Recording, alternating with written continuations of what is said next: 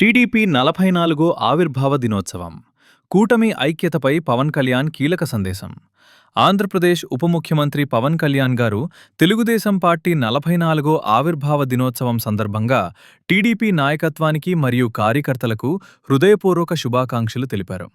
తెలుగువారి ఆత్మగౌరవం అనే నినాదంతో దివంగత మహానటుడు, రాజకీయ నాయకుడు ఎన్టీ రామారావు స్థాపించిన తెలుగుదేశం పార్టీ 4 దశాబ్దాలుగా ప్రజాక్షేత్రంలో బలంగా నిలబడింది. ప్రజల గౌరవం, స్వాభిమానాన్ని కాపాడే లక్ష్యంతో ఈ పార్టీ ఒక ఉద్యమంగా మారింది. టీడీపీ ప్రస్థానంలో ఎన్నో ఒడిదుడుకులు వచ్చినప్పటికీ చంద్రబాబు నాయుడు గారు తన అపార రాజకీయ అనుభవంతో వాటిని అధిగమించారు. పార్టీ శ్రేణుల్లో స్థైర్యం నింపుతూ రాష్ట్ర అభివృద్ధి, ప్రజా సంక్షేమాన్ని అజెండాగా తీసుకుని పార్టీని ముందుకు నడిపించారు. ఉభయ తెలుగు రాష్ట్రాల అభివృద్ధిలో చంద్రబాబు నాయుడు గారి పాత్ర ప్రత్యేకమని తెలిపారు. ఈ సందర్భంగా నర లోకేష్ గారు, పల్లా శ్రీనివాస్ గారు సహా టీడీపీ నాయకులు, కార్యకర్తలకు శుభాకాంక్షలు తెలియజేశారు. పార్టీ అభివృద్ధిలో వారి కృషిని ప్రశంసించారు. కూటమి ఐక్యతతోనే ఆంధ్రప్రదేశ్ అభివృద్ధి సాధ్యమని పవన్ కళ్యాణ్ గారు స్పష్టం చేశారు.